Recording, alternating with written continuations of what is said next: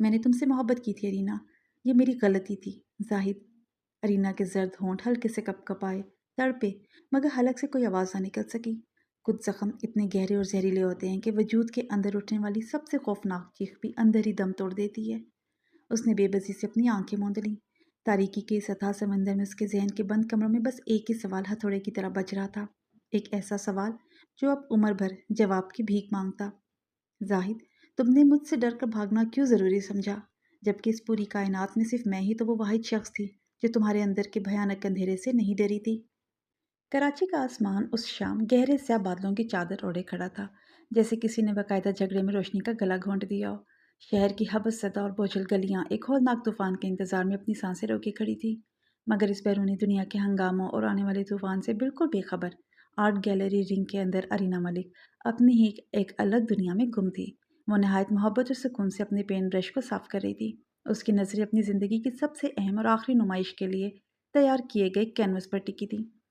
Gallery کے وسیع hall میں ایک گہرا سکوت تھا اور دیواروں پر لگی مدھم زرد روشنیاں کینوس پر بکھرے رنگوں کو ایک سحر انگیز اور تیکھا روپ دے رہی تھیں۔ ارینا نے ایک لمبا سانس لیا، اپنے گھنگریالے بالوں کو جو اس کے کندھوں پر بے ترتیبی سے بکھرے ہوئے تھے ایک جھٹکے سے پیچھے دھکیلا، 2 قدم پیچھے ہٹ کر اپنے تازہ شاہکار کو پرکھنے لگی۔ کینوس پر گہرے نیلے اور جلتے ہوئے سرخ رنگوں کا ایک ایسا طوفان بکھرا ہوا تھا جو دیکھنے والے کی روح کو جھنجھوڑ دے۔ یہ رنگ بالکل ارینا کی اپنی شخصیت کا عکس تھے، بے چین، بے قرار، آزاد، مگر حد درجہ دلکش اور خوبصورت۔ اس کے نازک ہاتھوں پر پینٹ کے نیلے اور سرخ رنگ کے دھبے لگے ہوئے تھے جو اس بات کی گواہی دے رہے تھے کہ وہ پچھلے کئی گھنٹوں سے اس کینوس پر اپنی روح انڈیل رہی تھی۔ اسی سحر انگیز خاموشی کے بیچ اچانک گیلری کا بھاری شیشے کا دروازہ کھلا۔ نہ کسی نے دستک دی، نہ کسی نے اندر آنے کی اجازت مانگی، وہ بس اندر داخل ہو گیا، بالکل ایسے جیسے اس کائنات کی ہر شے، ہر حد اور ہر قانون اس کے اشارے کا منتظر ہو۔ زاہد علی شیرازی کی مردانہ اور باروب شخصیت گیلری کے اس بند کمرے میں ایسے پھیلی جیسے سردی کی کوئی تیز اور یخ بستہ لہر اچانک کسی گرم اور پرسکون ماحول کو اپنی لپیٹ میں لے لے۔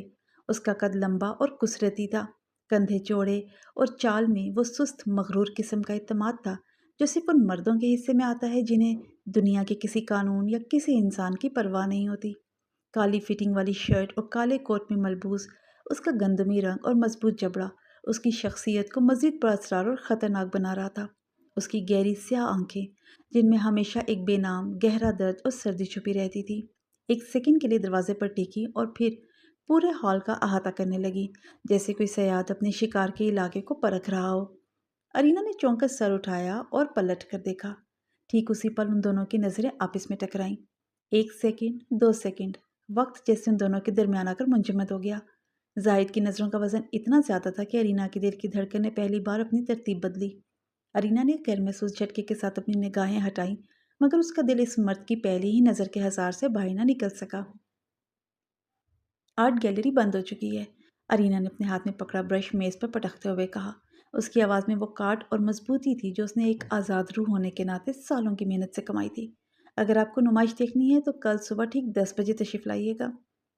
زاہد نے اس کے اس 2 ٹوک جملے کا کوئی جواب نہیں دیا۔ وہ اپنی مخصوص دھیمی اور پروکار چال چلتا ہوا ارینا کے اسی کینوس کے بالکل سامنے جا کر کھڑا ہو گیا جسے وہ ابھی دیکھ رہی تھی۔ اس نے اپنے ہاتھ کوٹ کی جیبوں میں ڈالے اور نہایت غور سے اس کی پینٹنگ کا معائنہ کرنے لگا۔ اس کی گھنی اور سیاہ بھویں ہلکی سی سکڑیں اور چہرے پر ناپسندیدگی کے تاثرات ابھرے۔ اس پینٹنگ کے رنگ بالکل غلط ہیں۔ زاہد کی آواز گہری، وزنی اور حد درجہ مردانہ تھی، ایک ایسی آواز جو گیلری کے سناٹے کو چیرتی ہوئی سیدھی سننے والے کے سینے میں اتر جائے اور روح میں لرزش پیدا کر دے۔ ارینا کے قدم جہاں تھے وہیں جم گئے، اس کی بڑی بادامی آنکھیں غصے اور حیرت سے پھیل گئیں۔ کیا کہا آپ نے؟ ارینا نے تیکھے لہجے میں پوچھا۔ زاہد نے کینوس سے نظریں ہٹائے بغیر اسی سپاٹ اور سرد لہجے میں کہا، میں نے کہا کہ اس تصویر کے رنگ غلط ہیں۔ یہ درد کی تصویر ہے ارینا صاحبہ، مگر درد کبھی اتنا خوبصورت، اتنا سجا ہوا اور اتنا ترتیب سے نہیں ہوتا۔ آپ نے اپنے برش سے اس درد کو بہت حسین بنا دیا ہے۔ یاد رکھیے، درد کبھی خوبصورت نہیں ہوتا، وہ صرف عبرت ناک ہوتا ہے۔ ارینا کے ہاتھ غصے سے مٹھیوں میں بھینچ گئے، اس کا گورا چہرہ جذبات کی شدت سے سرخ ہونے لگا۔ وہ زاہد کے بالکل قریب پہنچی، اس کی آنکھوں میں چنگاریاں دہک رہی تھیں۔ آپ ہوتے کون ہیں میری پینٹنگ پر، میرے فن پر اس طرح کا جاہلانہ فیصلہ سنانے والے؟ ارینا کی آواز میں غصے کا ابال واضح تھا۔ آپ جیسے لوگ جنہوں نے شاید زندگی میں کبھی پینٹ برش کو ہاتھ بھی نہ لگایا ہو، وہ یہاں کھڑے ہو کر فنکار کو اس کا فن سکھانے چلے آتے ہیں۔ آپ کو معلوم بھی ہے کہ اس ایک کینوس کے پیچھے میری کتنی راتوں کا جاگنا شامل ہے؟ اور تب پہلی بار زاہد نے پینٹنگ سے اپنی نظریں ہٹائیں۔ اس نے اپنا چہرہ موڑا اور سیدھا ارینا کی دیکھتی ہوئی بادامی آنکھوں میں جھانکا۔ ارینا کو اپنی زندگی میں پہلی بار اندازہ ہوا کہ کسی مرد کی نظر اتنی بھاری، اتنی گہری اور اتنی بولڈ بھی ہو سکتی ہے۔ وہ دیکھ نہیں رہا تھا، وہ ارینا کے وجود کی ایک ایک تہہ کو اتار کر اس کے اندر کے سچ کو پرکھ رہا تھا۔ دونوں کے درمیان کا فاصلہ اتنا کم تھا کہ ارینا زاہد کے وجود سے اٹھنے والی کالی کافی اور مہنگے پرفیوم کی تیز خوشبو کو اپنے اعصاب پر حاوی ہوتے ہوئے محسوس کر سکتی تھی۔ میں نے جو دیکھا وہ کہہ دیا، یہ میری رائے تھی، زاہد نے بغیر کسی جھجک یا معذرت کے بالکل اسی بے نیاز لہجے میں دہرایا۔ ابھی آپ کا اختیار ہے کہ آپ اپنے اس ادھورے سچ کو قبول کرتی ہیں یا میری بات کو رد کر کے اپنی انا کو خوش رکھتی ہیں۔ ارینا نے بے اختیار اپنا سانس روکا۔ اس مرد کا پر اعتماد اور تیکھا انداز اسے اندر تک اشتعال دلا رہا تھا، مگر اس اشتعال کے پیچھے ایک عجیب سا جادو بھی تھا۔ زاہد کی باتوں میں ایک ایسی سچائی تھی جو بغیر کسی ملاوٹ اور ڈر کے سیدھی دل پر وار کر رہی تھی۔ آپ کا نام کیا ہے؟ ارینا نے پوچھا۔ اس بار اس کی آواز کا غصہ مدھم ہو کر ایک گہرے تجسس میں بدل چکا تھا۔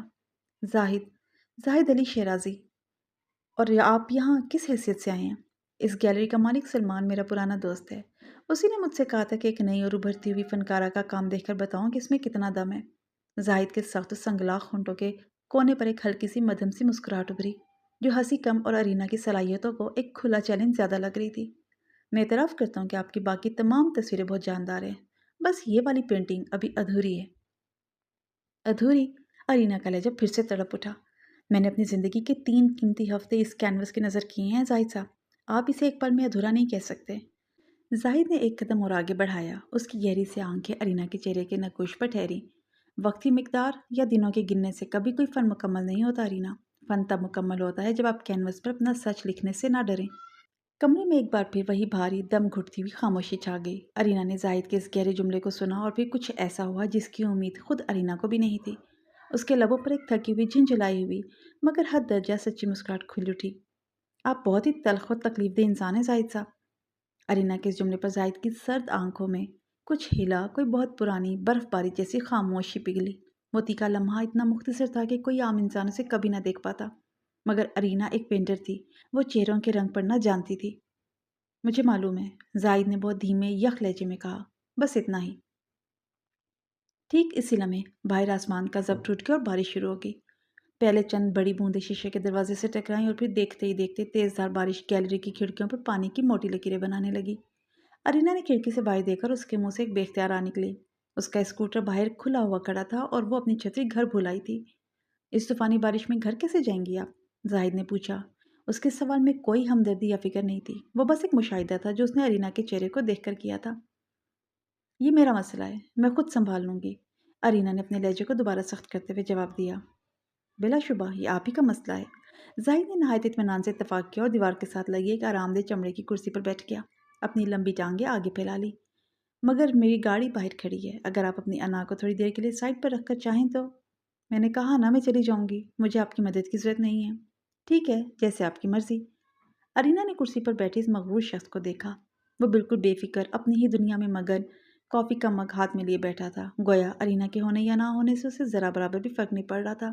یہی وہ چیز تھی جو ارینا کو سب سے زیادہ کھلتی تھی، جبکہ اس کی آزاد و مضبوط شخصیت کو نظر انداز کرنے کی جرات کرتا تھا۔ وہ بھی زاہد کے بالکل سامنے رکھی ہوئی دوسری کرسی پر بیٹھ گئی، کیونکہ باہر اب واقعی سمندر برس رہا تھا اور اس طوفان میں نکلنا خودکشی کے مترادف تھا۔ کیا آپ ہمیشہ سے ایسے ہی ہیں؟ ارینا نے اپنی بادامی آنکھیں زاہد کے چہرے پر ٹکاتے ہوئے پوچھا۔ زاہد نے اپنی کافی سے نظریں ہٹائیں اور ایک سیکنڈ کے لیے ارینا کو دیکھا۔ ایسے کیسے؟ یہی بے لحاظ، سرد، مغرور اور حد درجہ بے نیاز۔ کمرے میں صرف باہر برستی بارش اور ان کی تیز ہوتی سانسوں کی آواز تھی۔ زاہد نے مگ میز پر رکھا اور بہت دھیمے وزنی انداز میں بولا، ہاں میں ایسا ہی ہوں۔ کوئی وجہ؟ ارینا نے زاہد کی آنکھوں میں چھپے اس بے نام درد کو ٹٹولنے کی کوشش کی۔ دنیا میں ہر بے نیازی اور ہر سردی کے پیچھے کوئی نہ کوئی بہت بڑی وجہ ہوتی ہے ارینا صاحبہ۔ زاہد کی آواز میں پہلی بار ایک عجیب سی تھکن، ایک دور کا سناٹا گونجا تھا، مگر وہ وجہیں راستے میں ملنے والے ہر مسافر کو نہیں بتائی جاتی۔ ارینا کے لب سل گئے۔ اس ایک جملے نے جیسے اس کے اندر بھی کہیں کوئی بہت پرانی دردناک تار چھیڑ دی تھی۔ وہ زاہد کے سنگلاخ چہرے کے پیچھے چھپے انسان کو دیکھنے پر مجبور ہو گئی۔ گیلری میں بارش کا شور بڑھتا جا رہا تھا، مگر ان دونوں کے درمیان کی خاموشی اس شور سے کہیں زیادہ گہری اور بولڈ تھی۔ یہ وہ خاموشی نہیں تھی جو دو اجنبیوں کے مابین ہوتی ہے، یہ وہ بولتی ہوئی خاموشی تھی जहाँ दो रूहें एक दूसरे को समझने के लिए अल्फाज के सहारे से आज़ाद हो जाती हैं। अरीना की नज़रें कभी कैनवस पर जाती और कभी जाहिद के इस मजबूत सर चेहरे पर ठहरती। जाहिद के चेहरे का वो हसार, वो दरार जो उसने एक सेकंड के लिए दिखाई थी, अरीना के जहन में नक्श हो चुकी थी। वो पेंटिंग, जाहिद ने अचानक खामोशी को तोड़ा, मगर इस बार उसका लहजा काटने वाला या तंजिया नहीं था, बल्कि हद दर्जा संजीदा और सोचता हुआ था। अगर उसे वाकई मुकम्मल करना चाहती हो अरीना, तो इस कैनवस के बिल्कुल वस्त में स्याह रंग की एक लकीर खींचो, खालिस गहरा स्याह रंग, ठीक वहाँ जहाँ सुर्ख और नीले रंग आपस में मिल रहे हैं। क्योंकि ज़िंदगी का असली दर्द और तड़प ठीक उसी जगह होती है जहाँ दो मुतज़ाद मुखालिफ जज्बे आपस में पूरी ताकत से लड़ते हैं और कोई एक भी जीत नहीं पाता। अरीना ने तड़प कर पहले पेंटिंग को देखा और फिर इस मर्द को देखा। उस लम्हे अरीना की रूह कांप उठी, क्योंकि वो समझ गई थी कि ये जाहिद शहराजी महज एक तस्वीर की बात नहीं कर रहा था। वो अपने अंदर किसी बहुत बड़े तूफान का इतराफ़ कर रहा था। क्या आपके अंदर भी कोई ऐसी जगह है जाहिद? अरीना ने बहुत धीमे, जज्बाती और सरगोशी नुमा लहजे में पूछा। जहाँ दो जज़्बे आपस में रोज़ लड़ते हैं और कोई एक भी जीत नहीं पाता। जाहिद की गहरी सी आंखों में एक लम्हे के लिए एक तेज चिंगारी झिलमिलाई, जैसे किसी बंद और तारीक कमरे के दरवाजे के नीचे से रोशनी की एक पतली सी लकीर निकले और फौरन गायब हो जाए। उसने अरीना के इस जज्बाती सवाल का कोई ज़बानी जवाब नहीं दिया, मगर उसकी इस गहरी तवील खामोशी ने अरीना को उसका जवाब दे दिया था। जब बारिश थमी तो रात का आखिरी पहर शुरू हो चुका था। जाहिद कुर्सी से उठा, अपने कोट के बटन बंद किए और गैलरी के मरकजी दरवाजे की तरफ बढ़ने लगा। अरीना अपनी जगह साकित बैठी रही। वो अपने हाथों पर लगे रंग के धब्बों को देख रही थी जो अब सूखने लगे थे। दरवाजे के हैंडल पर हाथ रखकर जाहिद के कदम रुक गए। वो पलटा नहीं, उसकी चौड़ी पीठ अरीना की तरफ थी। वो पेंटिंग, जाहिद ने धीमी मगर हद दर्जा पुरकशी आवाज़ में कहा, जब तुम इसमें वो स्याह लकीर खींच के इसे मुकम्मल कर लो तो मुझे ज़रूर बताना। अरीना की सांसें एक सेकंड के लिए रुकी। लेकिन क्यों? क्योंकि मुझे देखना है। जाहिद ने सर घुमाकर एक तीखी, बोल्ड और गहरी नज़र अरीना के पूरे वजूद पर डाली। कि तुम इस दर्द को, इस तड़प को कैनवस पर सही से पकड़ पाती हो या नहीं? और इस आखिरी जुमले के साथ ही वो गैलरी का दरवाज़ा पार करके रात के अंधेरे में गायब हो गया। दरवाज़ा बंद हुआ, मगर अरीना का दिल अब जाहिद के शहर में पूरी तरह गिरफ्तार हो चुका था। उसने लरसते हाथों से पेन ब्रश उठाया, पैलेट पर खालिस काला रंग निकाला और अपने कैनवस के वस्त में ठीक वहाँ जहाँ सुर्ख और नीला रंग मिल रहे थे, अपनी ज़िंदगी की सबसे सच्ची और गहरी स्याह लकीर खींच दी।